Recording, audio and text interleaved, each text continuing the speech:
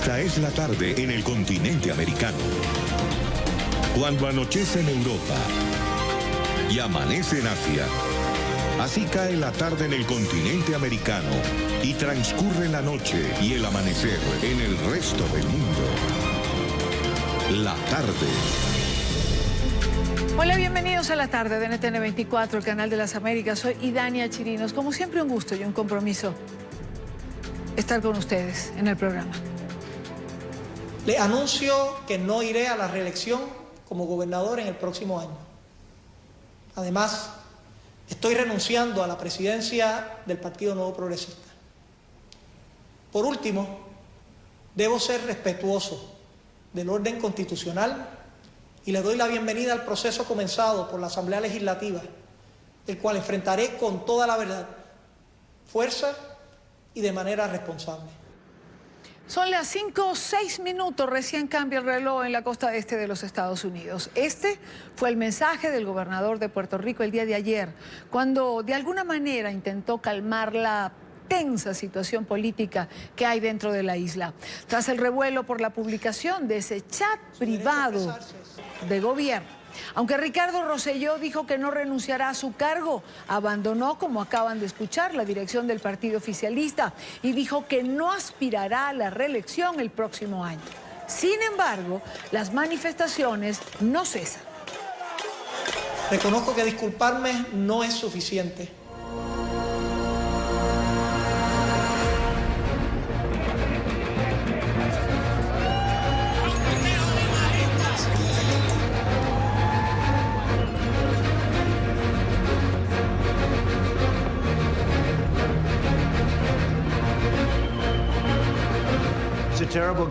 Es un gobernador terrible.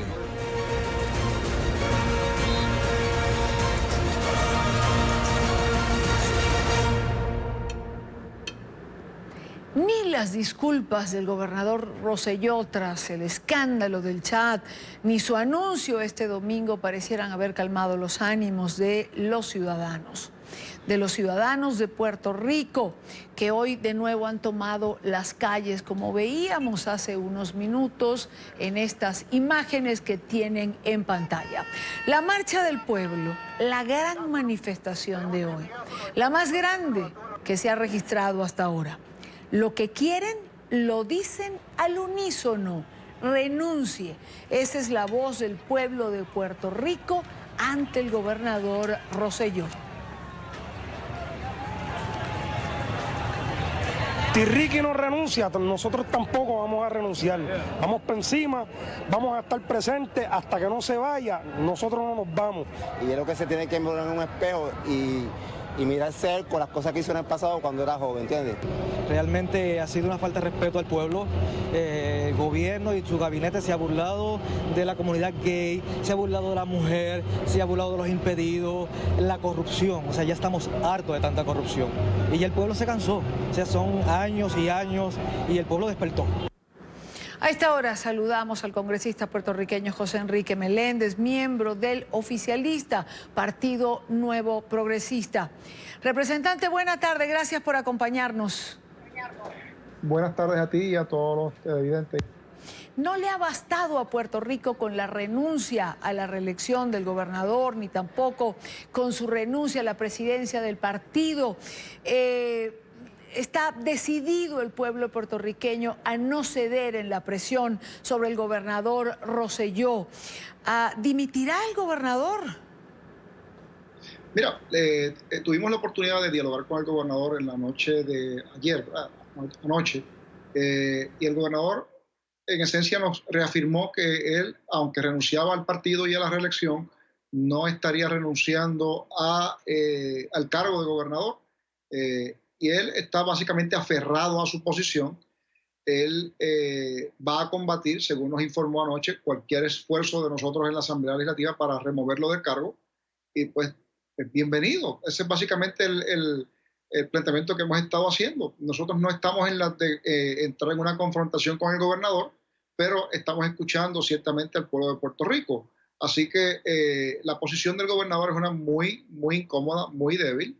El gobernador no tiene el respaldo que tuvo en alguna ocasión. ¿verdad? El pueblo está, yo creo que la manifestación de hoy, siendo esta la más grande en la historia de Puerto Rico, pues nos parece que es más claro no se puede hablar. Así que el gobernador, yo lo veo en una actuación bastante desconectado de la realidad, y lo que estamos pidiéndole es que reconsidere y nos evite a todos pasar por el trago amargo de extender primero esta situación tan difícil, que quien tiene la llave en este momento para calmar esto es el gobernador con su renuncia.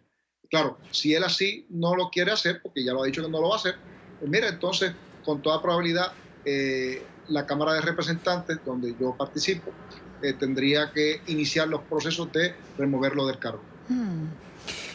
Representante, antes de entrar en ese proceso de remover al gobernador del cargo, usted es del mismo partido del gobernador. La mayor parte del partido le ha hecho esa solicitud, le ha pedido: gobernador, renuncia, escucha al pueblo. ¿Es lo mejor para Puerto Rico y para el propio partido?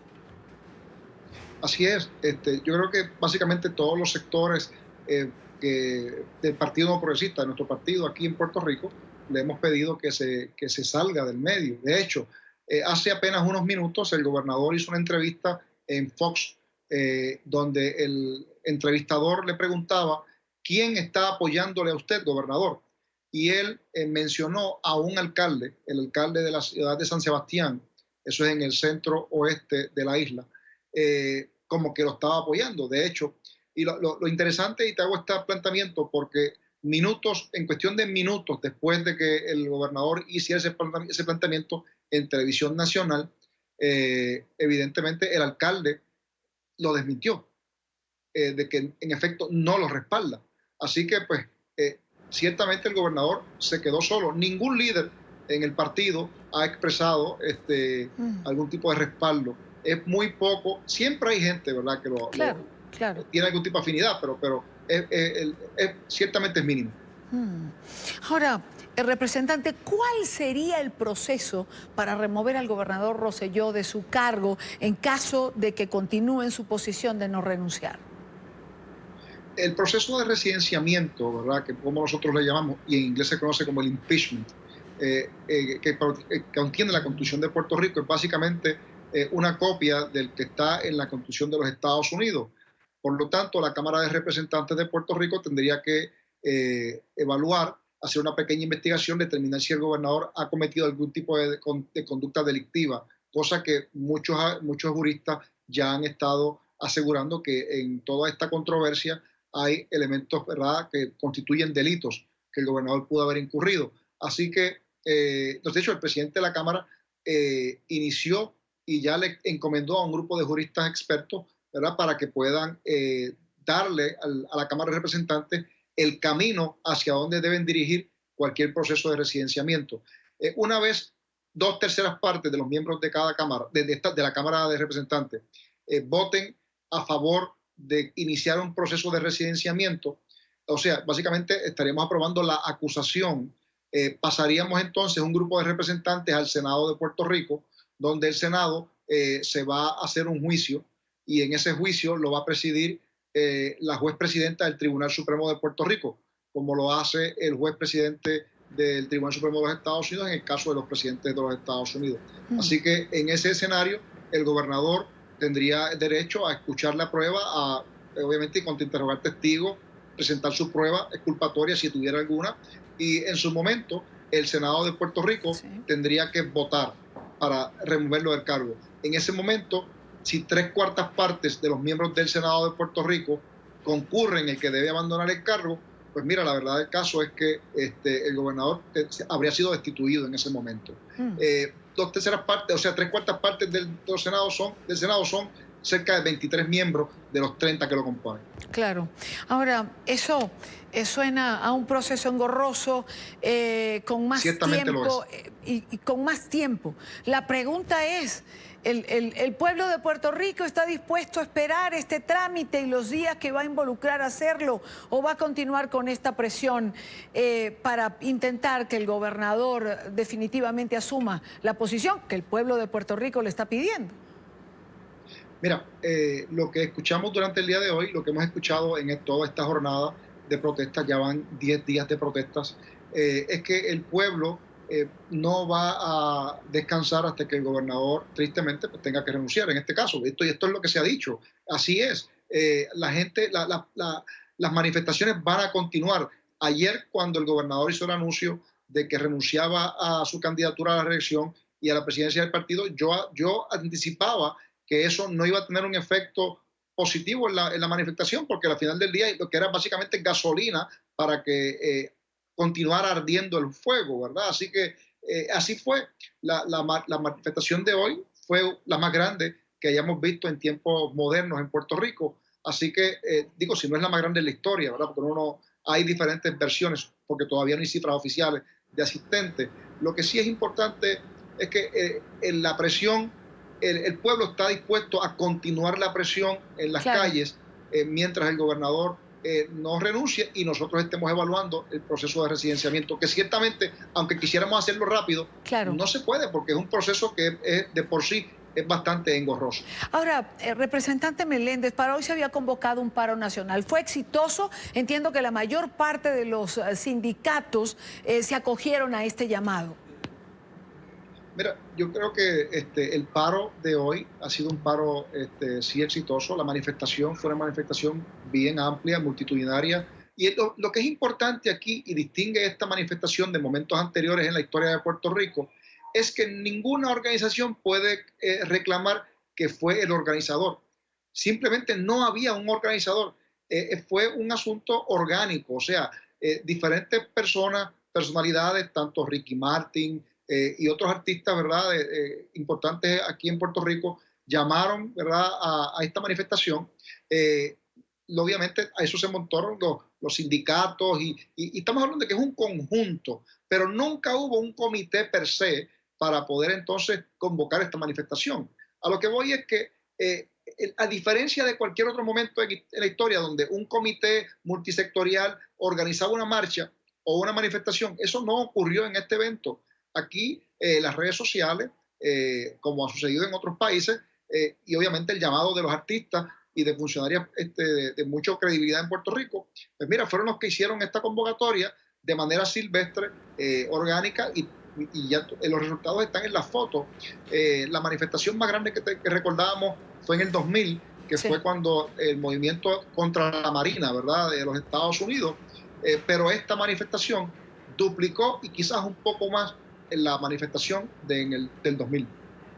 José Enrique Meléndez, miembro del oficialista Partido Nuevo Progresista, gracias por estar con nosotros. Le agradecemos mucho su tiempo.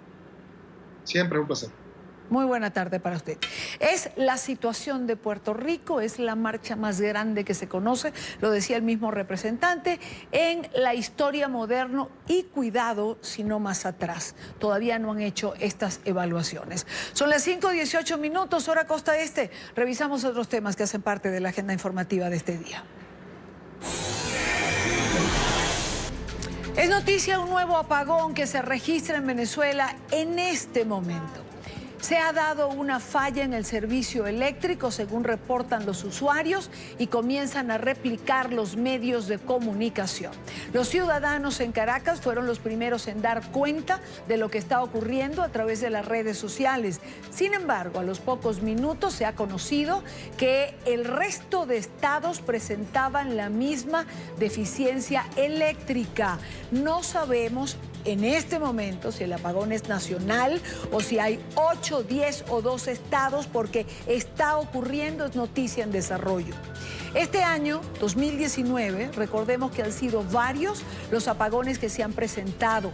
El primero fue el jueves 7 de marzo de 2019 y se extendió por más de una semana en la mayoría de las regiones. La causa, un supuesto desperfecto en la central hidroeléctrica Simón Bolívar, al sur de Venezuela. La situación se repitió posteriormente el 25 de marzo y luego el 29 del mismo mes. Aunque para algunas entidades, como el estado Zulia, estado fronterizo con Colombia, por ejemplo, el apagón es continuado. Nunca ha regresado el servicio eléctrico en su totalidad. De momento, los voceros del régimen no se han pronunciado Continuamos informando a medida que podamos comunicarnos con nuestros reporteros en Venezuela.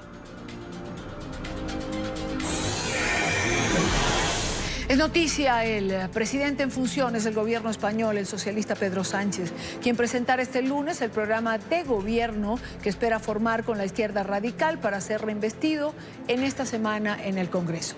El debate parlamentario marca el comienzo de una carrera contra el reloj para que el PSOE, con 123 diputados de 350, consiga el apoyo suficiente para seguir en el poder. Para ello debe sellar el respaldo de los 42 diputados del polémico partido Podemos y de varios movimientos regionales antes del día jueves, cuando culmina la sesión de investidura. El jefe del Estado encarga a uno de los candidatos, generalmente el que tiene y representa a la mayoría parlamentaria de la Cámara, a que exponga su programa y solicite la confianza de la mayoría para formar gobierno. Y esto es lo que pretendo hacer durante estos próximos días, señorías.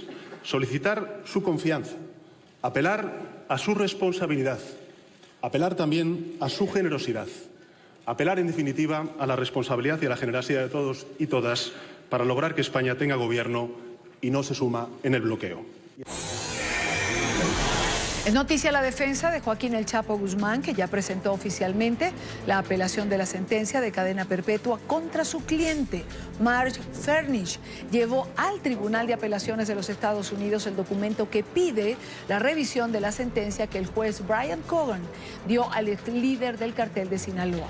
Sobre el tema del narcotraficante, esta mañana el canciller mexicano Marcelo Ebrard propuso a Estados Unidos crear una comisión binacional para evaluar la devolución a México de todos los bienes del líder del cartel de Sinaloa. Y ahí lo que hemos propuesto es que se organice, se integre un grupo binacional. En el caso de México estaría compuesto, además de la Secretaría de Relaciones Exteriores, por la Unidad de Inteligencia Financiera de la Secretaría de Hacienda y Crédito Público, por ser de área de su competencia, así como por la Fiscalía General de la República, respetando su autonomía, y otras dependencias que deban participar, con el propósito de que los activos de esa organización criminal sean recuperados por el Estado mexicano. Es noticia el Grupo de Lima, que se reúne mañana en la ciudad de Buenos Aires nuevamente para tratar la crisis de Venezuela. Este es el informe de Leonardo Feldman, periodista de nuestra cadena aliada, La Voz de América. Por primera vez, El Salvador participará en una reunión del Grupo de Lima que se llevará a cabo mañana. Esta es la 50ª reunión que realiza el grupo. Este es el primer encuentro del grupo desde que se dio a conocer el informe de la alta comisionada de la ONU para los Derechos Humanos, Michelle Bachelet. El asesor especial para Venezuela de la Unión Europea, Enrique Iglesias, estará presente. Representando al gobierno interino de Juan Guaidó estará el embajador ante el Grupo de Lima para Venezuela, Julio Borges. Colombia propondrá en la reunión más sanciones enfocadas al círculo del gobierno en disputa de Nicolás Maduro. Esto según el canciller colombiano Trujillo, quien dio el anuncio hace unos días en su visita a Washington. La reunión comenzará a las 9 de la mañana en el Salón Libertador del Palacio, San Martín. Desde Buenos Aires, Argentina, les informó Leonardo Feldman de La Voz de América para NTN 24. ¿Qué espera Colombia de esta reunión del Grupo de Lima? ¿Y por qué pregunto Colombia particularmente? Porque finalmente es el país de choque, el más afectado, el que recibe el mayor volumen de venezolanos, de esos venezolanos que están saliendo. En el programa Cuestión de Poder de NTN 24, con nuestro compañero Gustavo Alegret, el canciller colombiano Carlos Holmes Trujillo habló sobre los retos del Grupo de Lima en este nuevo encuentro. El Grupo de Lima tiene que producir un comunicado muy vigoroso desde el punto de vista político. Tiene que expresar nuevamente su decidido apoyo a las fuerzas democráticas en Venezuela. Tiene que señalar la gravedad del informe de la alta comisionada de Naciones Unidas para los Derechos Humanos en cuanto dice relación con la posible comisión de gravísimos crímenes. Tiene que convocar un mayor número de países para que apoyen las denuncias que se han hecho. Tiene que ser mucho más proactivo en la aproximación a otros países para que aumente el apoyo a Juan Guaidó. y tiene además que reiterar lo que es la decisión de apoyo al itinerario definido por Juan Guaidó, es decir, fin de la usurpación, transición y convocatoria de elecciones.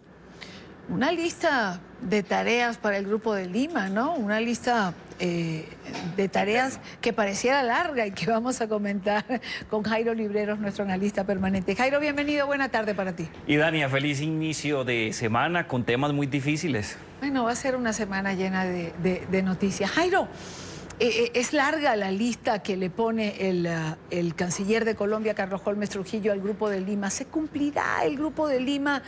Pareciera haber perdido fuerza en relación a lo que pasa en Venezuela. Y Daniel, yo creo que hubo chispazos de brillo, de gloria y, por qué no decirlo, de ilusión frente al liderazgo que el Grupo de Lima podía desempeñar no solamente en América Latina, sino a nivel internacional, como el ente que iba a ser el interlocutor de la salida de la dictadura y el regreso a la democracia en Venezuela. Pero creo que día a día la situación se ve muy complicada. De esa larga lista de preocupaciones que trae el canciller, y Dania, te la resumo en pocas palabras y no creo que sea posible solucionar en el corto plazo. Colombia necesita asistencia técnica. Colombia es un país que no tiene experiencia frente a una crisis. Es más, América Latina, 1 o 2 países tienen la experiencia necesaria ante la posible o inminente avalancha de ciudadanos venezolanos que huyen de la crisis humanitaria, de la persecución política y, por qué no decirlo, de una situación mucho más fuerte en Venezuela. Se requiere asistencia técnica. Algo ha llegado, algunos expertos vienen, pero no es suficiente. Se requiere dinero, apoyo fiscal, se requiere apoyar de manera particular la figura de Guaidó y se requiere medidas regionales coincidentes entre los diferentes países que reciben a migrantes venezolanos, no solamente para mejorar su situación, sino para tener una legislación que permita que en ningún lugar de las Américas se presenten retenes. Por poner un ejemplo, si un país del Cono Sur empieza a solicitar papeles o un visado especial para ingresar los venezolanos que huyen de la crisis humanitaria y la dictadura, se van a presentar problemas en otros países, particularmente en Colombia. Lamentablemente creo que el Grupo de Lima en estos momentos no tiene la capacidad para solucionarlo. No tiene capacidad para solucionarlo. Tiene capacidad para hacer pronunciamientos contundentes, ciertamente con fuerza. Tiene la capacidad de tomar medidas que lastimen al régimen, como ha hecho Estados Unidos, por ejemplo, con las sanciones. No, es muy difícil. Yo creo que comunicados grandilocuentes se pueden dar.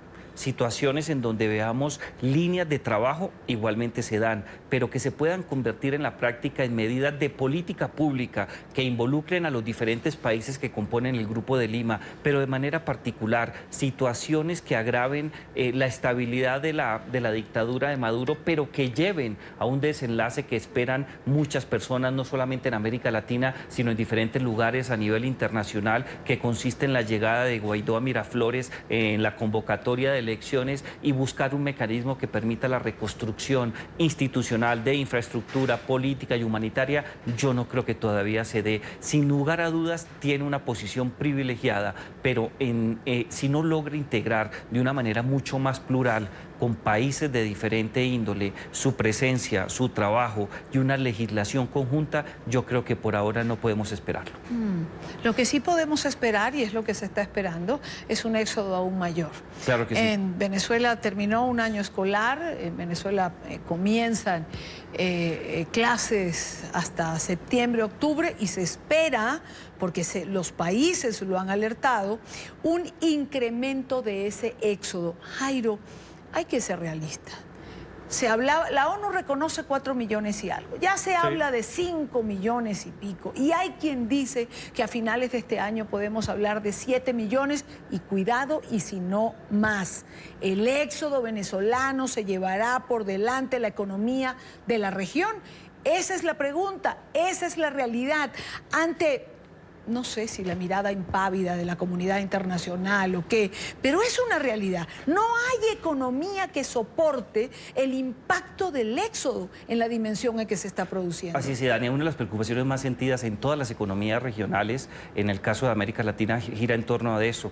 Si tú miras lo que ha sido el comportamiento, por ejemplo, del porcentaje del PIB que producen los países destinado a atender necesidades que tienen que ser solucionadas en tiempo real de muchos venezolanos que en este estos momentos, además de huir, buscan un nuevo proyecto de vida, se instalan en diferentes países, hacen un esfuerzo especial para atraer al resto de sus familias. La destinación de recursos en temas de educación, salud, atención, empleabilidad, demanda un porcentaje muy alto del PIB. Si en América Latina vamos a crecer a una tasa un poco inferior, dicen algunos analistas, al 3%, creo que difícilmente vamos a tener la oportunidad, porque realmente se tendría que crecer aproximadamente en conjunto en la región a una tasa superior al 5% con fecha 30 de diciembre del año 2019. Yo creo que el impacto económico se siente, ya hay problemas muy fuertes. En algunos países hay que sumarle algo, Idania, que lamentablemente se está presentando, y son precisamente los brotes de xenofobia en diferentes países por cuenta de situaciones críticas que se han vivido en los últimos días relacionados con la intervención de escasos, excepcionales casos de venezolanos en actividades de delincuencia y otro tipo de situaciones críticas. En otros países el tema puede ser muy delicado. Algunos países o grupos opositores o grupos con algún tinte nacionalista consideran que el número alto de venezolanos que se encuentran en diferentes países está disparando la tasa de desempleo o está cambiando las variables propias de empleabilidad de los países, porque algunos empleadores consideran que es mejor contratar a ciudadanos venezolanos bajo una tasa inferior a la legal para poder tener mejores dividendos, y eso no es cierto en todos los casos, es excepcional, pero ese tipo de discusiones genera problemas graves. El discurso lo está originando, por ejemplo, en Panamá. En Panamá, es un tema muy fuerte. del que nos hemos estado ocupando los últimos días. Jairo, cambiemos de tercio, como dicen los toreros, hablemos de Colombia. La oposición dejó en manos de la Procuraduría el episodio protagonizado este 20 de julio, Día Nacional de Colombia, entre el presidente saliente del Congreso, Ernesto Macías, lo tenemos allí en pantalla, quien fue grabado minutos antes de que la oposición hiciera una réplica al discurso del presidente Iván Duque. En esta grabación, el presidente del Congreso decía que iba a ser una jugadita, que es la frase más popular en Colombia en este momento, porque no iba a permitir que el presidente Duque escuchara la réplica de la oposición que viene inmediatamente después del discurso del presidente en ejercicio cuando se da inicio al año legislativo. Y Daniel, yo creo que este es uno de los pasajes más vergonzosos contemporáneos en la democracia colombiana. Hay que tener un antecedente y vale la pena traerlo a colación, de manera especial en el caso de América Latina. Diferentes democracias liberales en la región lograron establecer unos mecanismos constitucionales en donde las posiciones, y de manera particular el respeto a los derechos de las bancadas de la oposición, no solamente tienen un alcance constitucional, sino que tienen diferentes mecanismos de expresión. En el caso colombiano, el 10 de julio del año pasado, por diferentes tiempos, llega la implementación de la ley estatutaria de la oposición, que consagra unos principios determinantes para que la oposición no sea callada, para que sus niveles de libertad de expresión sean mayores, para que su intervención tenga un impacto político especial, y una cantidad de mecanismos. Lo que ocurrió en el caso colombiano el día sábado 20 de julio simple y llanamente es la decisión clara, precisa, sin ningún esguince del presidente Macías del Congreso de la República de desconocer por completo los derechos de las bancadas. No solamente se trató de ocultar su discurso, hizo una cantidad de cosas que se plasman en las frases que se han escuchado en diferentes momentos para evitar que ellos tuvieran la oportunidad de expresarse como lo ordena la Constitución, como lo ordena la ley estatutaria y como esperaban muchos colombianos. Este tipo de jugadas generalmente terminan siendo muy delicadas. ¿Y por qué digo que delicadas? Porque muy seguramente el señor Macías, como expresidente y hoy día como senador de la República, se ve ante una situación crítica de ser sancionado hasta con la pérdida de sus derechos políticos por cuenta de esta situación. La Procuraduría General de la Nación en Colombia ya anunció que va a abrir una investigación, y con las evidencias notorias que existen, creo que va a ser un pasaje muy duro para el Centro Democrático, que es el partido de Álvaro Uribe Vélez y del Gobierno Nacional, y para el señor Ernesto Macías, que fue el que cometió estos tipos de actos. ¿Por qué el presidente se fue? ¿Por qué no esperó? Hay un cuestionamiento en Colombia muy fuerte. Algunos sectores, entre comillas, de la oposición consideran que él hizo parte de esta manguala en términos eminentemente coloquiales y que esas decisiones, como las que tomó Macías, él no iba a ser capaz de tomarlas autónomamente y que consultó al presidente de la República. No existe la más mínima posibilidad que eso sea cierto. En segundo lugar, ¿por qué se fue? Por dos motivos. El primero, por tradición, por costumbre de los últimos años, el presidente termina su discurso y generalmente, como un acto político que genera la atención de los ciudadanos y los medios de comunicación, acude a la Secretaría del Senado de la República o a la Secretaría de la Cámara de Representantes a radicar los proyectos que él considera son los más importantes y que se les va a dar un privilegio legislativo. Ese fue el motivo real. Él fue a radicarlos. Hay un proyecto que es muy importante. El fiscal general encargado de Colombia le pidió al presidente de la República que lo acompañara con su firma para presentar nuevamente un proyecto de ley anticorrupción.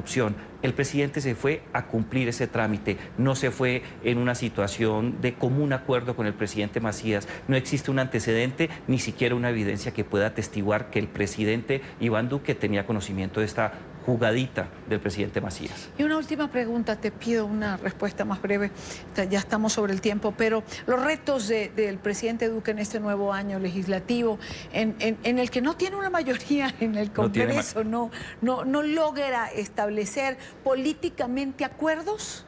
Y Daniel tiene dos retos que son acuciosos. El primero de ellos es eminentemente legislativo y hago referencia a proyectos de justicia y política criminal. En Colombia se discute, por poner un ejemplo, si es necesario llevar a la Constitución y a la ley una sanción penal para las personas o los individuos o los hombres que violen niños, niñas y adolescentes. Es un tema muy sensible. La ministra de Justicia, que acaba de llegar y viene de ser magistrada de la Corte Suprema de Justicia, anunció no menos de 12 proyectos de reforma a la justicia que en Colombia no está funcionando. Creo que esas iniciativas y muchas otras en materia de justicia van a copar por completo la agenda de discusión de la mano del proyecto anticorrupción durante esta legislatura que va hasta el próximo año. Y en segundo lugar, y Dani, hay un reto eminentemente territorial que no es menor, es muy importante. El 27 de octubre de este año se celebran en Colombia las elecciones territoriales. Se eligen a muchos mandatarios, especialmente a los alcaldes y gobernadores, 32 gobernadores, 1.122 municipios van a elecciones. Este tipo de escenarios obliga al que el presidente piense más en términos territoriales. Y un tercero que no es menos importante que los dos anteriores. Y Dania, las condiciones de seguridad en términos objetivos y de percepción se han deteriorado. Las cifras aumentan, la gente se siente insegura y empieza a crecer el número de persecuciones, amenazas y homicidios a líderes sociales y defensores de derechos humanos. No tiene un año muy interesante el presidente Duque. No, lo tiene interesante, lo que no lo tiene fácil, ¿ah? Nada fácil. Jairo, gracias como siempre por estar con nosotros a comienzos de semana. Muchas gracias, nos vemos el próximo lunes o si pasa algo antes. Seguramente sí. Un análisis de la Universidad de Syracuse ha revelado el significativo aumento que han tenido las fianzas para los migrantes que se encuentran en los centros de detención. Según este informe, hasta el 2005 la suma no pasaba de los $2.000. Hoy en día está por encima de los $10.000. En Washington, Emiliana Molina tiene el reporte. Emiliana. Hola, ¿qué tal? Muy buenas tardes. Pues es que según este informe de la Universidad de Syracuse demuestra que en el último año fiscal tan solo el 5% de las fianzas estaban por debajo de los $2.000, mientras que alrededor de un 40% de las fianzas que intentaban sacar a los inmigrantes indocumentados de estos centros de detención en Estados Unidos estaban por encima de los $10.000. De hecho, en 2006 el promedio del derecho a fianza era de alrededor de unos $2.000, pero 2 años más tarde estas cifras continuaron aumentando, de hecho bajo la administración de Barack Obama superando los $5.000. El asilo es algo que uno tiene el derecho de pedir, pero si tú metes preso al refugiado que está pidiendo asilo por meses o años hasta que tú decides el asilo, tú estás emasculando las leyes de asilo. Y eso es una violación del derecho estadounidense del asilo y del derecho internacional del asilo, porque los Estados Unidos firmó un acuerdo en 1967 comprometiéndose que la gente que viene a pedir asilo pueden hacerlo aquí en Estados Unidos con toda una serie de protecciones. Si tú metes preso a la gente, eso milita contra el derecho al asilo. Un berrinche de Trump. O sea, lo que él está haciendo él piensa que puede reescribir las leyes de migración y reescribir las leyes de refugiado y de asilo. Cabe resaltar que el Departamento de Seguridad Nacional tiene actualmente 200 millones de dólares en fianzas que los inmigrantes indocumentados no han reclamado una vez salen de los centros de detención. De hecho, múltiples inmigrantes tienen el derecho a reclamar este dinero hasta un año después de haber salido de las instalaciones. Esta es toda la información que tenemos desde Washington. Emiliana Molina, regreso con ustedes. Gracias, Emiliana, por la información. Por otra parte, el presidente Trump también planea cambiar las 100 preguntas del examen que realiza el gobierno federal a los inmigrantes que desean recibir la ciudadanía estadounidense. Así lo ha reportado el diario The Washington Post. Según el medio, la actual administración planea cambiar las pruebas antes del 2020, año de elecciones presidenciales. En la actualidad, los examinados reciben 10 preguntas seleccionadas al azar, entre un centenar repartidas en 3 categorías: gobierno, historia y sociedad. En 2018 se naturalizaron más de 750,000 personas, el récord del último lustro. Abogados migratorios han denunciado el creciente retraso en este proceso, que se ha disparado dramáticamente desde 2016. Quiero saludar en esta parte del programa y conversar sobre estos temas en Illinois, en Chicago, a Oscar Chacón, director ejecutivo de Alianza América. Señor Chacón, bienvenido. Buena tarde para usted. Un placer estar con ustedes. Muchas gracias por la invitación. Alianza América es una red de organización de migrantes latinoamericanos y caribeños en los Estados Unidos. Pareciera, y me imagino que ustedes pues tienen información precisamente por darle soporte a los migrantes, que se ha venido complicando la situación para ellos.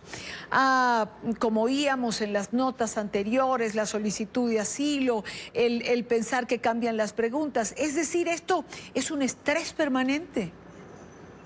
Indudablemente, es muy obvio para nosotros, especialmente como latinoamericanos en Estados Unidos, que desde el momento que esta administración llegó a la Casa Blanca, hemos vivido en una realidad constante de asedio.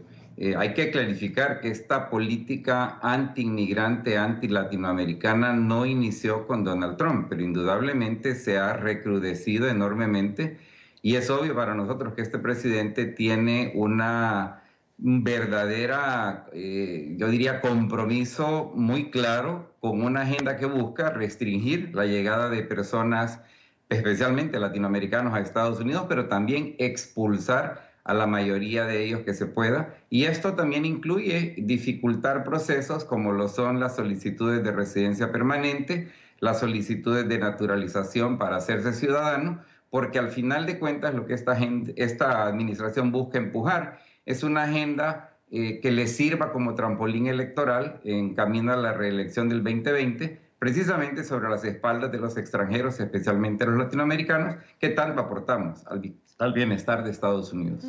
Yo escucho cuando se entrevista a algún abogado, algún especialista en este tema, como alguien que tenía uno de nuestros corresponsales hace unos minutos, que decía, es que el presidente Trump cree que puede reescribir las leyes migratorias.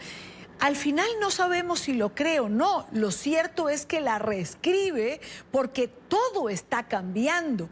Es decir, ¿dónde queda el derecho de los migrantes que solicitan asilo?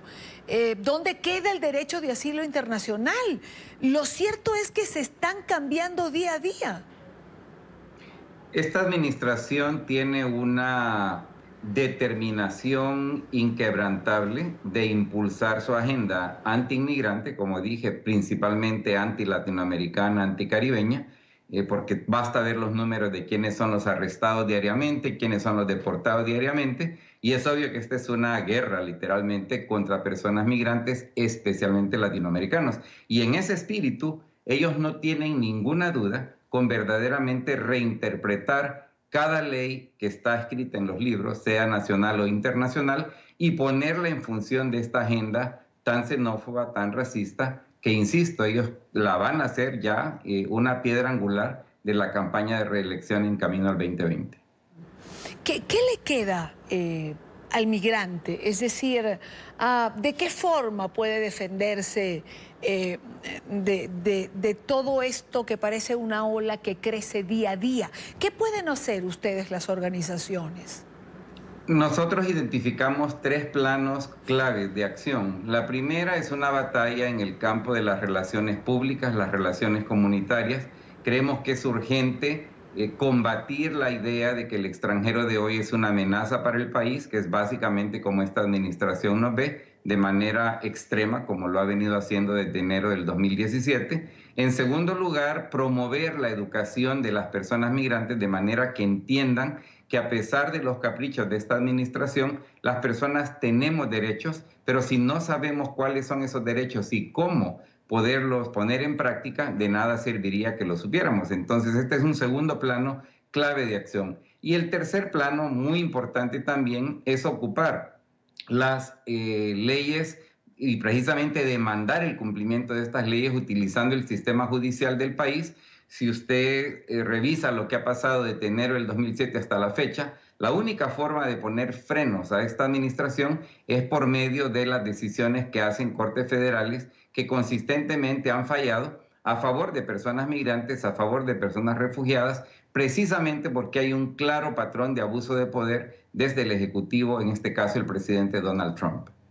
Lo que podemos resumir, señor Chacón, de lo que oigo a usted decir, es instruirse, educarse en relación a lo que puede y no puede un migrante, y creo que buscar información y apoyo absoluto en organizaciones como la suya. Definitivamente, y quizás destacaría un cuarto aspecto que nos parece a nosotros muy importante, y es la construcción constante de alianzas con sectores de la sociedad estadounidense que saben perfectamente que los inmigrantes nunca hemos sido, no lo somos ahora ni lo vamos a hacer nunca, una carga para este país. Por el contrario, somos una verdadera bendición y debemos, por tanto, buscar tantas alianzas como podamos para precisamente hacer valer nuestros derechos. Oscar Chacón, director ejecutivo de Alianza América. Señor Chacón, gracias por acompañarnos. Es un placer. Muy buena tarde para usted. Igual. Continuamos, sigue la alerta en los Estados Unidos por las altas temperaturas. Las autoridades señalan que 6 personas han perdido la vida en relación con la ola de calor que ha golpeado en los últimos días a la Unión Americana. Sin embargo, el Servicio de Meteorología ha informado que la entrada de un frente frío cambiará el patrón del clima y dará paso a un clima más suave, más benévolo para finales de julio e inicio de agosto, en gran parte de la zona central y también al este de los Estados Unidos. Nuevas tensiones entre Estados Unidos y Venezuela. Tras un incidente con aviones militares en aguas del Mar Caribe, el régimen madurista ha denunciado una presunta violación de su espacio aéreo, que calificó como una provocación de Washington. Por su parte, la administración Trump asegura que un Sukhoi venezolano puso en riesgo la vida de la tripulación de su aeronave. Las reacciones, Paola Serna, en Miami. Paola.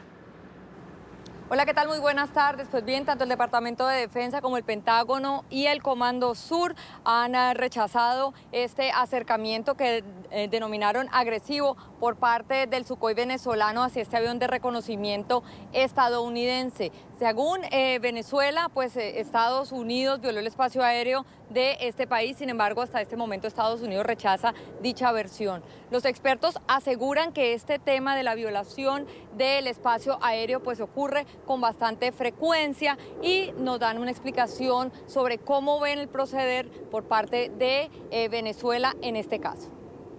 Este tipo de, si lo podemos llamar hostigaciones, se produce en una frecuencia muy normal. Recordemos que los rusos lo hacen en Alaska, cuando incursionan cerca o dentro del espacio aéreo norteamericano. En otras partes del mundo también. En este caso, este avión que mencionamos, el avión radar, estaba muy cerca o tal vez incursionó en el espacio aéreo venezolano. Entonces, estas maniobras son normales. Es una maniobra diciendo, yo soy el gato, tú eres el ratón. Quieres meterte en mi cueva, yo te ahuyento. Nada más que eso. Son una maniobra evasiva que todo el mundo, todo piloto militar y civil las conocen también. Generalmente la función de estos aviones es la de monitorear. Es como si fuera un radar en el aire. El gobierno de Estados Unidos tiene varios de estos aviones posicionados en distintas partes del mundo, en lugares estratégicos, y en este caso en particular, ese avión es parte de una misión rutinaria de monitor. Todo lo que sea las actividades pueden referirse a narcóticos, como otros tipos de investigaciones. El riesgo depende del piloto que comienza las hostigaciones. Si el avión se acerca demasiado y las habilidades del piloto son limitadas, cosa que lo dudo, en este caso un piloto militar supuestamente sabe lo que está haciendo, es una maniobra que simplemente le dice, cuidado que la próxima vez, o si no me obedeces, si no te vas, te voy a tirar un cohete. Recordemos dos casos famosos. El primero fue los rusos con el avión coreano en la península de Kamchatka, un 747 que lo derribaron en Rusia porque incursionó en el espacio aéreo. Y otro acto infame, criminal, fue el de los hermanos al rescate aquí en el Caribe, cuando los rusos, aviones rusos, los cubanos, derribaron 2 o 3 avionetas de ellos. Un avión de combate es un avión que pasa la barrera del sonido.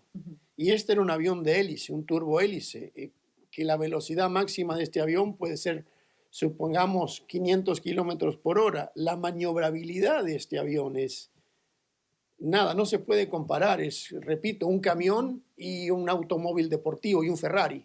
Imposible escaparse, no se pueden comparar, es manzanas con naranjas.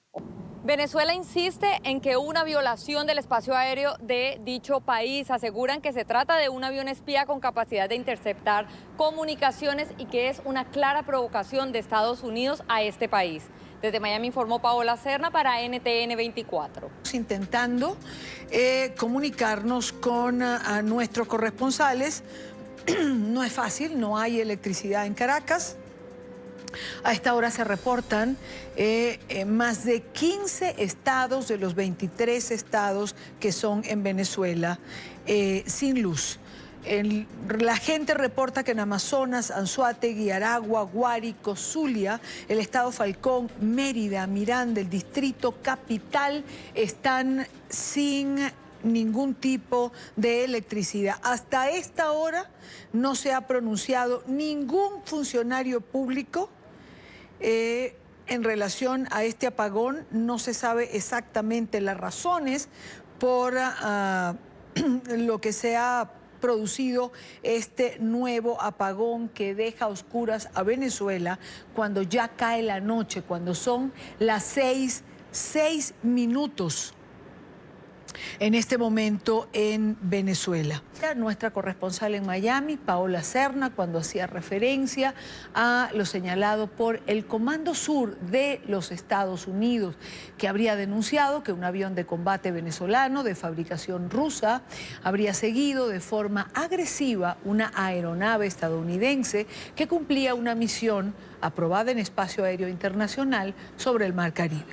El Comando Sur habría advertido que esta acción demuestra imprudencia y comportamiento irresponsable del régimen de Maduro, al que acusó de socavar el derecho internacional y los esfuerzos por contrarrestar el tráfico ilícito.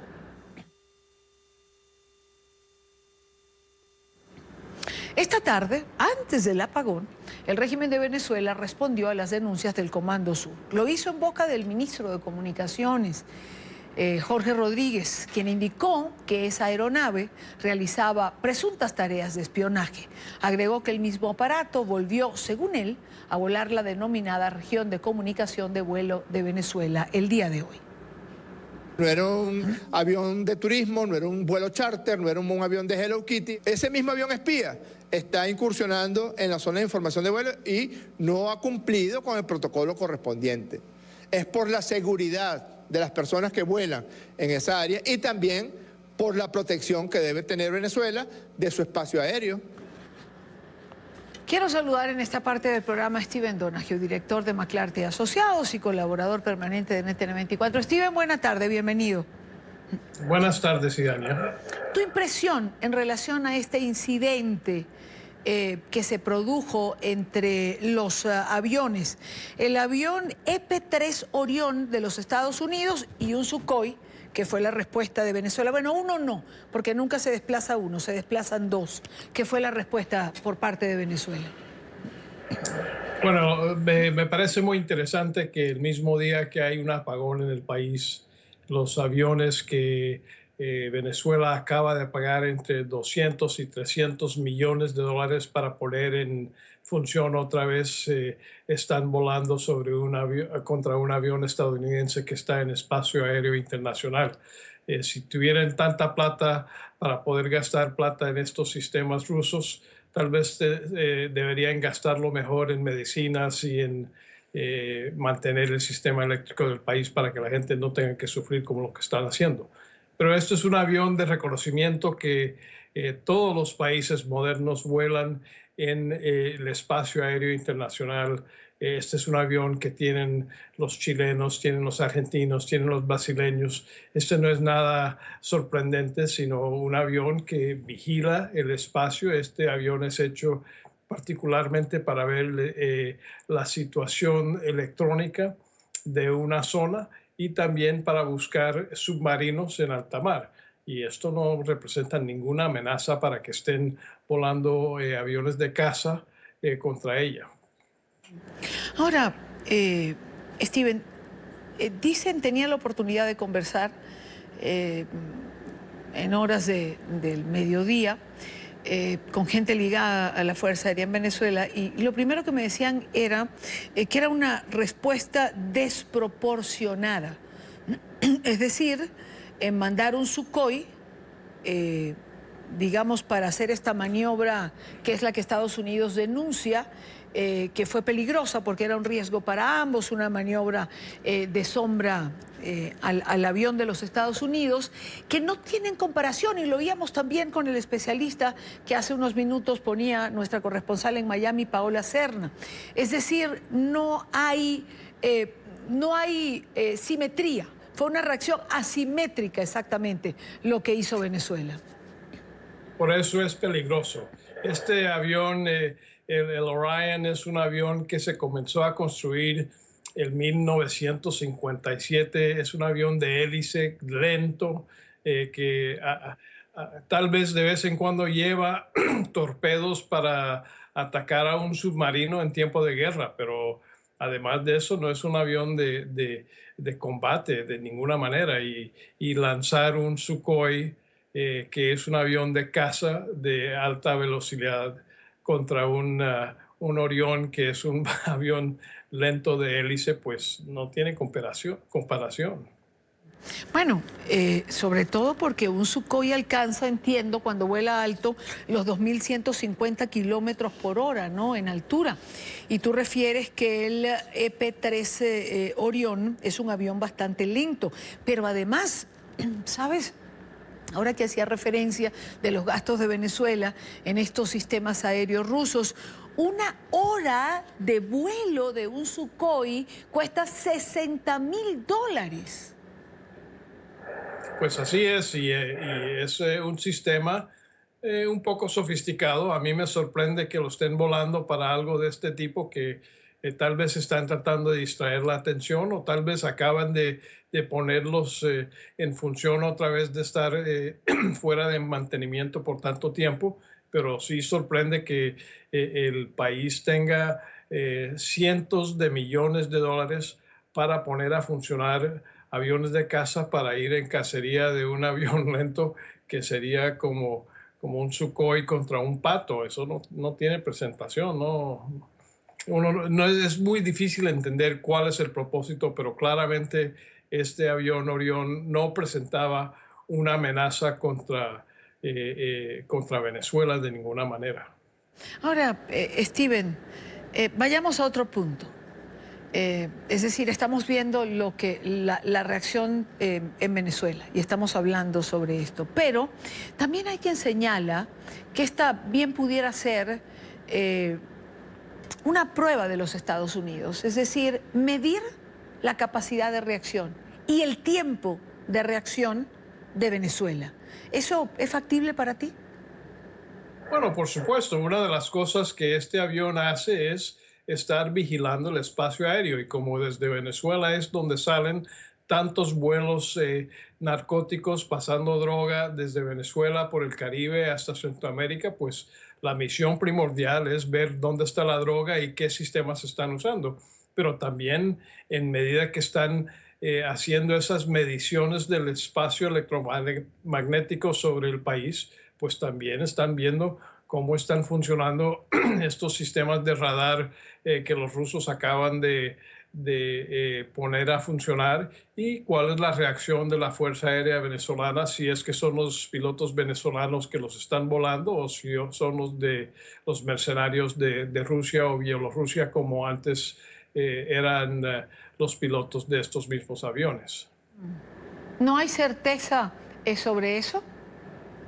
Pues yo siendo un líder venezolano, no creo que pondría a mis pilotos en los aviones, en estos aviones Sukhoi, porque de repente se fugan y se van para Colombia o para Brasil a buscar asilo. Así que yo supongo que están viendo muy de cerca quién está volando estos aviones, quiénes tienen la capacidad del entrenamiento y la habilidad de hacer un vuelo sin chocarlos. Pues han habido otros aviones de estos Sukhoi que habían comprado que ya no están funcionando por falta de mantenimiento y falta de entrenamiento del personal.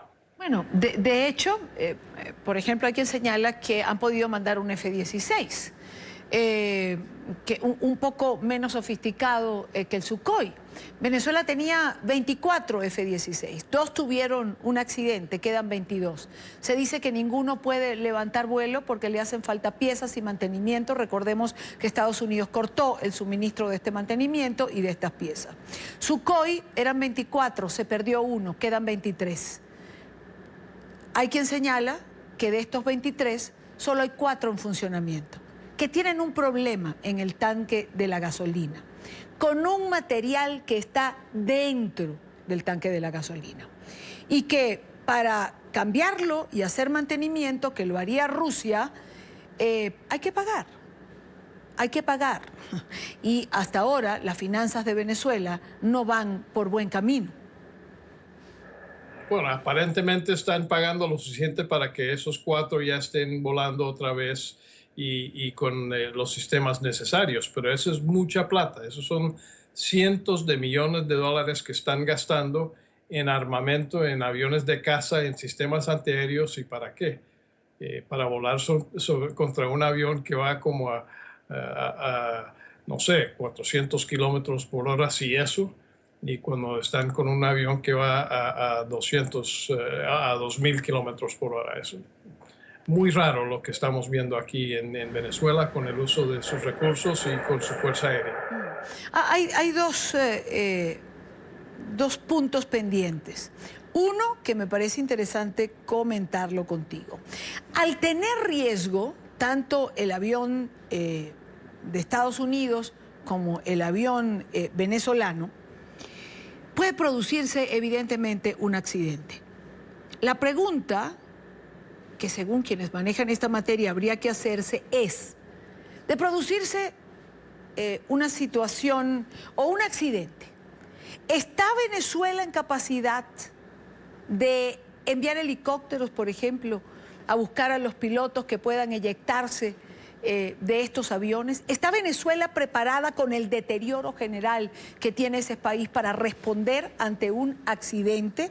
Esto lo tendría que ver la Organización de Aviación Civil Internacional, que es la OACI, porque si no está preparada Venezuela, puede perder millas de control desde la costa venezolana.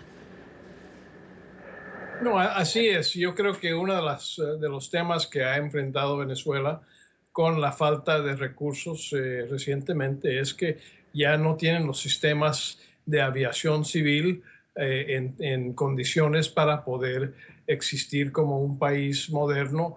Por eso han habido varias líneas aéreas y otras organizaciones que han dejado de volar en el espacio aéreo venezolano porque los sistemas no funcionan. La capacidad de respuesta a una emergencia, los sistemas de radares de navegación, todo eso requiere mantenimiento y como hemos visto con el sistema eléctrico, el sistema de agua, no en Venezuela durante el último periodo no se le ha hecho el mantenimiento a equipos sofisticados que lo requiere para que funcione y tenga la capacidad de asegurar vuelo, de asegurar electricidad, de asegurar los temas necesarios para que el país pueda ser seguro. La inseguridad que se está viendo en Venezuela en muchos aspectos es insostenible. Ahora, Steven, un evento de este tipo puede incidir de alguna manera para que Estados Unidos concrete un ofrecimiento que en algún momento hizo a Colombia de venderle 15 aviones F-16. Bueno, Colombia ha necesitado un balance en aviones de caza con lo que tiene Venezuela desde hace muchos años y por diferentes razones no se le ha concedido eso a Colombia, pero ya estamos viendo en el Congreso que tal vez haya apoyo otra vez para darle aviones de caza sofisticadas como el F-16, como los que tiene Chile, como los que tiene Venezuela, a Colombia también para que se puedan defender contra una amenaza fronteriza con Venezuela. Yo creo que en algún momento es una compra importante, una compra costosa, pero una compra que Colombia como país amigo de la OTAN, como un adjunto a la OTAN, debe tener sistemas que concatenen, que funcionen, que sean compatibles en términos de sus equipos, de su mantenimiento, de las bombas y los sistemas que usa. Debe ser compatible con los otros países con quienes ellos participan en diferentes operaciones y ejercicios por todo el mundo. Steven Donahue, director de McClarty Asociados, colaborador permanente de NTN. Steven, gracias por acompañarnos, gracias por estar estos minutos. De Colombia comprar estos aviones F-16, ¿cómo queda el hemisferio? No, yo creo que hay un balance. El tema de los F-16 es un sistema más que todo defensivo y con la amenaza que enfrenta Colombia con estos Sukhoi en Venezuela, pues es importante que tengan esa capacidad. Yo no creo que Chile los tiene, creo que Brasil los tiene, otros países los tienen y eso no es armamentismo. El F-16 también no es el último modelo de los aviones de caza. Tenemos el F-18, el F-35, que son más modernos, pero el F-16 es un avión de caza que funciona bien en el ambiente que existe en Colombia y podría reemplazar a unos Tucano, que son también aviones de hélice que se usan como aviones de caza en Colombia. Steven, gracias por acompañarnos como siempre. Buena tarde para ti. Buenas tardes, Idania. Steven Donahue, en paralelo comienza este foro convocado por el Foro de Sao Paulo en Caracas y ha habido reacciones en torno a esto. Aquí tenemos la información. Sectores políticos en Venezuela rechazan la realización de este Foro de Sao Paulo en la capital de Venezuela. El régimen de Maduro ha invitado a representantes de 120 países a participar en esta reunión que se llevará a cabo entre el 25 y el 28 de julio. Opositores a Maduro han dicho que el dinero que está siendo utilizado para este encuentro pudiera ser invertido en solventar la crisis que vive el país. Por ejemplo, la crisis eléctrica. Luis Laya preparó un reporte previo. Veamos. Hola, buenas tardes. Dirigentes de partidos políticos opositores han calificado como el foro de la muerte a la realización de la cumbre del Foro de Sao Paulo en Caracas, que iniciará el próximo día jueves. Señalan que es política por parte del régimen de Nicolás Maduro buscar estos apoyos internacionales. Critican además que cueste cerca de $200 millones la realización de esta cumbre en el país. Aseguran que este dinero pudiese ser utilizado para solventar parte de la crisis venezolana. Todo país que se pronuncie para apoyar un sistema nefasto, violador de derechos humanos, merece especial atención porque puede llevar hasta su país la repetición de esta situación que hoy padece Venezuela. La oposición venezolana rechaza la reunión del Foro de Sao Paulo en Caracas. Aseguran que es una artimaña para lavar la cara de Nicolás Maduro y critican que en esta se invierte un presupuesto de tal magnitud, más de $200 millones según han denunciado. La nación necesita este dinero ante la grave crisis. Lo que vienen para acá es a churear la plata de los venezolanos. Lo que vienen para acá es a un socialismo caviar para disfrutar de los recursos de los venezolanos, recursos que pudieran estar en función de solventar los múltiples y muchísimos problemas que nos aquejan a nosotros este día a día. 200 millones de dólares que servirían para darle de comer a muchísimos venezolanos, 200 millones de dólares que servirían para que esos enfermos renales pudieran acudir a los centros de salud y ser atendidos. No hemos dudado en denominar el foro de la muerte, toda vez que quienes se dan cita vienen a avalar un régimen que tiene manchadas sus manos de sangre y que se patentiza en la emergencia humanitaria compleja que hoy vive nuestra nación. Algunos sectores indican además que es una pérdida de tiempo este encuentro, pues se trata de países y organizaciones desprestigiadas por apoyar a regímenes dictatoriales que poco podrían hacer por Maduro. Una forma de hacer política que va en función de quedarse en el poder a costa de lo que sea y en detrimento de los pueblos. Sin embargo, otros aseguran que la intención de esta reunión es intentar reagruparse para retomar lugares de poder en el continente. La sede para planificar esto es Caracas. Habían retrocedido, pero hoy buscan en Venezuela reagruparse, buscan en Venezuela tomar el control otra vez de toda la región y en esta oportunidad confluyendo múltiples grupos y organizaciones que no solamente son políticas, sino también que sabemos que tienen vinculaciones con organizaciones criminales. Destacan que no es casual que se realice este encuentro en medio de un intento de diálogo, pues busca fortalecer la postura de Nicolás Maduro y su régimen, demostrar un presunto apoyo que engaña a la comunidad internacional y permita ganar tiempo. La negociación favorece al Foro de Sao Paulo porque recordemos que este es un nuevo intento de socavar la democracia ya por otros medios. Anteriormente se hacía a través de intentonas golpistas, se hacía por vía de la guerrilla. En este momento estos mismos personajes no han cambiado su objetivo, pero visten ropaje democrático para pretender amañar elecciones. Desde la Asamblea Nacional piden a agrupaciones de países como por ejemplo el Grupo de Lima que se reúne en la tarde de este lunes que se tomen acciones en contra del Foro de Sao Paulo. Señalan que las políticas comunistas se intentan reagrupar en Venezuela, utilizan como sede a Caracas para intentar tomar nuevamente posiciones de poder en toda la región, países como Argentina y Brasil. Señalan esto representa un riesgo para el hemisferio. Desde Caracas, Venezuela, para la tarde de NTN 24, Luis Alejandro Layo. Son las 6:36 minutos, hora costa este de los Estados Unidos. Hace 7 años murió el activista cubano Osvaldo Payá, fundador y líder del Movimiento Cristiano de Liberación en extrañas circunstancias. El 22 de julio de 2012, el coche modelo Hyundai, alquilado a una agencia de turismo que conducía el joven político español Ángel Carromero, y donde viajaban Osvaldo Payá, Harold Cepero y el ciudadano sueco James Aron, fue embestido por otro vehículo, causando la muerte de Payá en la provincia de Granma. Sus compañeros disidentes, su familia y en especial su hija Rosa María Payá han denunciado por años que no se trató de un accidente, sino de un asesinato. En esta parte del programa nos acompaña Rosa María Payá, activista por los derechos humanos y líder de la iniciativa Cuba Decide. Rosa María, bienvenida, buena tarde para ti. Un gusto, Idania, muy buenas tardes. 7 años después de la muerte de tu padre, ¿todavía piensas que fue un asesinato? Sí, y lamentablemente no es una opinión. Lamentablemente es la realidad, es lo que ocurrió el 22 de julio del año 2012. Y el régimen cubano, a través del Ministerio de Justicia, a través de la Seguridad del Estado, a través de la policía, intimidando testigos, oscureciendo activamente todo el acceso de la familia y de peritos independientes, incluso de Naciones Unidas, desde donde la Relatoría de Crímenes Extrajudiciales ha comenzado un proceso de investigación.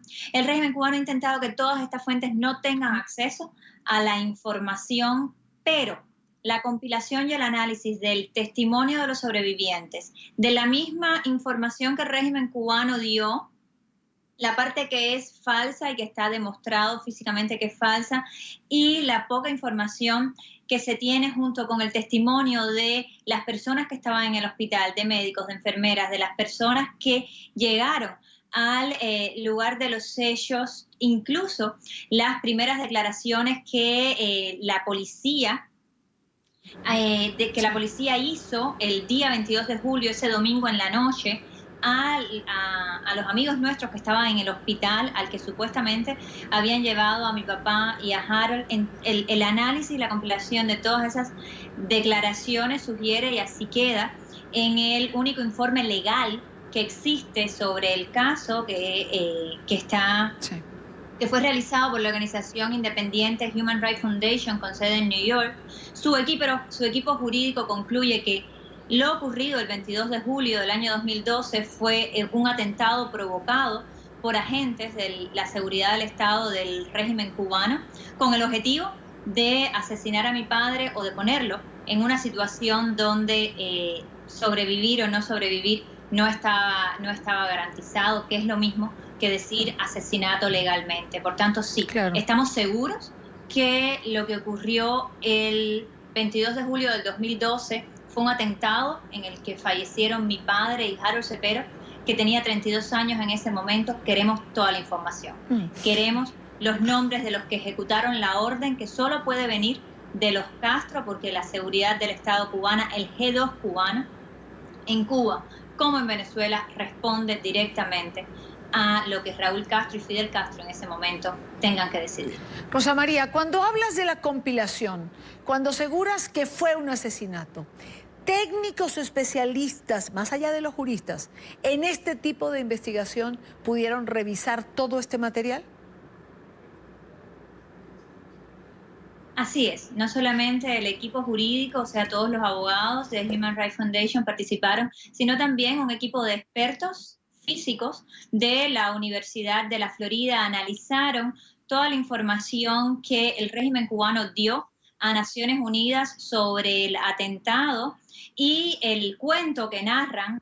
El régimen cubano es físicamente imposible. Las velocidades a las que dicen que viajaban, las vueltas que dicen que dio el auto, son físicamente imposibles. Toda la versión del régimen cubano ha quedado desmontada por este equipo de expertos. Eso puede leerse en el informe de Human Rights Foundation, pero además la información de los sobrevivientes, los testimonios de las personas que estaban en el hospital y vieron cómo golpeaban a Ángel Carromero, uno de los sobrevivientes, para que se callara y para que no siguiera protestando por lo que le estaban haciendo. Los mensajes de texto a los que nosotros tuvimos acceso el mismo día hablaban pedían auxilio, los sobrevivientes decían auxilio, estamos rodeados de militares, un auto nos embistió y nos sacó de la carretera, estamos 3 en el hospital, el otro no sabemos dónde está. Estoy citándote los mensajes de texto, los primeros mensajes de texto que llegaron en la misma hora en la que el atentado estaba ocurriendo. Esta información no es una opinión, es un hecho. Es un hecho que el G2 cubano, el aparato de inteligencia del régimen cubano, ejecutó una orden de las más altas esferas, o sea, de Raúl y Fidel Castro, para asesinar a mi padre y también a Harold Cepero. Ahora, Rosa María, ¿el régimen cubano se negó siempre a una investigación independiente? Total y absolutamente. No solamente se negó una investigación independiente. Al día de hoy, cuando se están cumpliendo 7 años de que asesinaran a mi padre, mi madre no tiene en sus manos el informe de autopsia que le practicaron a mi padre ese domingo en la noche. En el sistema penal cubano, las víctimas no tienen ningún derecho, como los cubanos no tenemos ningún derecho en las leyes de la dictadura, excepto a tener el informe de autopsia. Y el régimen cubano está violando su propia ley por 7 años ya y no se atreven a entregarnos el reporte de autopsia de mi padre y de Harold Cepero, a pesar de que otros estados han pedido, en conversaciones bilaterales con el régimen, han pedido ese informe, continúan negándolo. A ese punto han llegado para esconder la verdad. Importante, ¿no? Rosa María, te quiero agradecer el libro sobre Osvaldo Payá, que me has dado. Lo veía justo allí detrás de ti, en donde te encuentras. La noche no será eterna es el libro, ¿no? Quiero leer 2 de las opiniones que están a la espalda de este libro. Una Lech Walesa, expresidente de Polonia, que dice: nos une la fe en las ideas y valores cuyo propagador fue Osvaldo Payá. Nos une también la esperanza de que la nueva Cuba por la cual él luchó finalmente sea realidad. También David Hoffman, autor ganador de un premio Pulitzer. Este libro es un faro para el futuro de Cuba, una visión de la preciada libertad por la que Osvaldo Payá luchó toda su vida. ¿Qué encuentra el que lea este libro, más allá de lo que han dicho los dos autores que he mencionado? Ese libro es un análisis histórico, pero es un análisis también actualizado para todo el que quiera acercarse a Cuba, conozca la realidad cubana. Es también una visión de futuro. Ahí está también la Cuba que los cubanos queremos y podemos construir.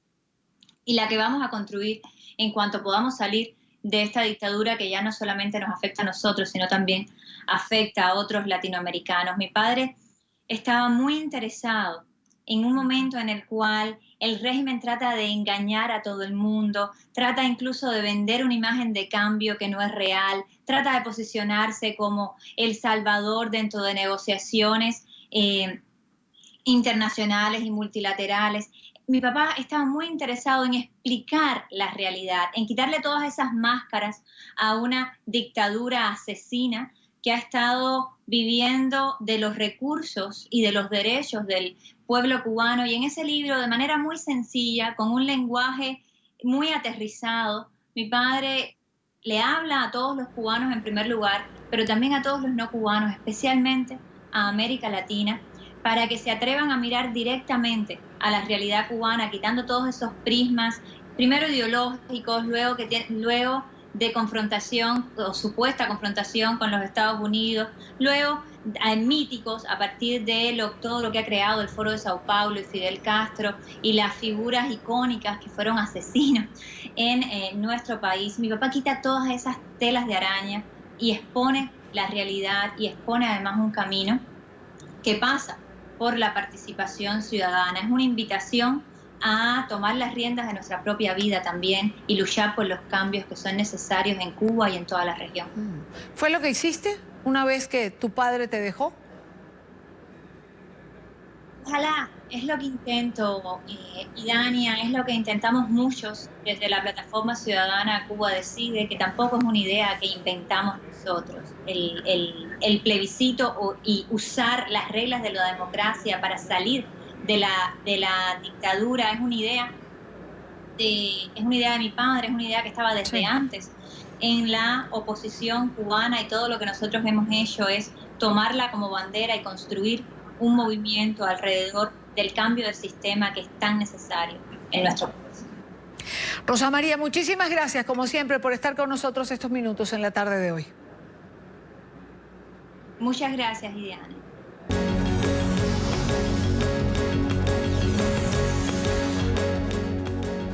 Volvemos con la noticia en desarrollo. Venezuela, un nuevo apagón. Al menos 17 estados del país estarían sin servicio eléctrico. Este es un reporte que ha podido enviarnos uno de nuestros periodistas en Caracas, Luis Alejandro Laya, en uno de los centros comerciales más importantes en la capital. Creo que está en el centro comercial San Ignacio. Veamos. Así se encuentra uno de los principales centros comerciales de la ciudad, totalmente oscura, se está siendo desalojado por el personal de seguridad, están saliendo trabajadores, también desalojando los estacionamientos, pues no hay nada de electricidad a esta hora. Este apagón que ha afectado a toda la ciudad de Caracas, extraoficialmente, personal de seguridad que ha tomado la ciudad para intentar evitar congestiones vehiculares y también parte del caos que se vive. Parte de este personal de seguridad nos ha indicado que el apagón aparentemente afectaría a 15 estados. Esto de forma extraoficial. Aún no hemos podido corroborar esta información con alguna fuente oficial. Se habla aproximadamente 15 estados de Venezuela sin luz. Esta es la información extraoficial que manejamos a esta hora. Un apagón que alrededor de las 5 de la tarde, hora local, afectaba a Venezuela. Esta es la información que tenemos desde la ciudad de Caracas. Luis Alejandro Laya para NTN 24. Tenemos ahora en línea a Oliver Fernández, otro de nuestros periodistas en Caracas. Oliver. Una buena tarde para ti, Dania. Seguimos acá en la autopista Francisco Fajardo, donde lo único que ya queda es prácticamente la luz del sol y las luces de los vehículos. Caracas nuevamente a oscuras, igual que el pasado 7 de marzo. Ya son 17 estados del país los que se han quedado sin el servicio eléctrico, y hasta ahora el ministro de Nicolás Maduro no ha dicho a qué se debe esta falla. No hay un pronunciamiento por parte del régimen de Nicolás Maduro para de alguna manera explicarle a los venezolanos qué es lo que está pasando. Otra de las situaciones que hemos podido registrar fue lo que ha ocurrido en el metro de Caracas. Todas las líneas del metro de Caracas están paralizadas. Evidentemente los semáforos obviamente no sirven, y esto trae como consecuencia el colapso vehicular. Hay gran cantidad de vehículos en todas las autopistas, tanto en la autopista Francisco Fajardo como en la autopista Prados del Este, así como también personas caminando por las aceras de toda la capital venezolana. Suponemos que esto también, Idania, se está registrando en los diferentes estados del país. Hace pocos minutos escuchábamos en la radio un ingeniero del Colegio de Ingenieros, y él decía que ya el Colegio de Ingenieros lo había advertido desde el pasado 7 de marzo, que si no se tomaban las previsiones sobre lo que está ocurriendo en el Guri, pues esto iba a volver a ocurrir. Lamentablemente, Idania, otra vez sin el servicio eléctrico, esto pudiera tardar algunos días. Así lo ha dicho uno de los ingenieros del Colegio de Ingenieros, que supone que es uno de los, o el único transformador que supuestamente estaba funcionando en el Guri, fue el que supuestamente colapsó. Así lo ha dicho este representante del Colegio de Ingenieros. Sin embargo, repetimos, no hay un anuncio oficial de que esto sea cierto, que esto es lo que realmente ocurrió. Sin embargo, suponemos que se estarán preparando para darle alguna locución a los venezolanos y decir qué es lo que realmente está ocurriendo. Lo que sí hemos podido recoger, y Dani, lamentablemente no hemos podido cargar los videos para que ustedes puedan ver, son las impresiones de los ciudadanos, quienes prácticamente ya no aguantan más esta situación, porque no es solamente la crisis económica, política y social, sino que a esto también se le agrega las fallas en el servicio eléctrico, que trae como consecuencia pues que los hospitales también colapsen, que colapsen las universidades, los colegios, los servicios públicos. Es decir, es un caos total lo que pudiera ocurrir si no se toman las previsiones del caso y si no se recupera el servicio eléctrico en las próximas horas y años. Gracias, Oliver, gracias por la información. Por supuesto, en nuestros espacios informativos, en nuestro noticiero estelar, 8 de la noche, hora costa este de los Estados Unidos, ampliaremos esta información. En redes sociales, el presidente interino, Juan Guaidó, ahí está. Intentaron esconder la tragedia con racionamientos en todo el país, pero el fracaso es evidente. Destruyeron el sistema eléctrico y no tienen respuestas. Mañana, con fuerza, en la asamblea, en la calle, los venezolanos no nos acostumbraremos a este desastre. #apagón nacional. Ferrocarriles de Venezuela, atención, debido a falla de energía eléctrica en estos momentos no estamos prestando el servicio comercial. El transporte GoV activa plan de contingencia para movilizar a nuestros usuarios en el apoyo. Tampoco hay metro en la ciudad de Caracas en este momento, por eso la gente se ha lanzado a las calles a caminar porque son las 6:58 minutos, es decir, ya es noche en Caracas y la inseguridad es el pan nuestro de cada día. La gente se ha lanzado a tratar de llegar a sus residencias, pero no todos podrán hacerlo en el tiempo necesario. Con esto llegamos al final de la tarde. Recuerde seguir nuestras cuentas en Twitter, siempre con información en tiempo real, también en Instagram, en las plataformas del canal tiene esta información que vamos montando a medida que nos va llegando. Y en nuestra emisión estelar ampliamos información, porque esto es Noticia en Desarrollo. Buena tarde para todos. Mañana, como siempre, la tarde para analizar, compartir la agenda informativa del día.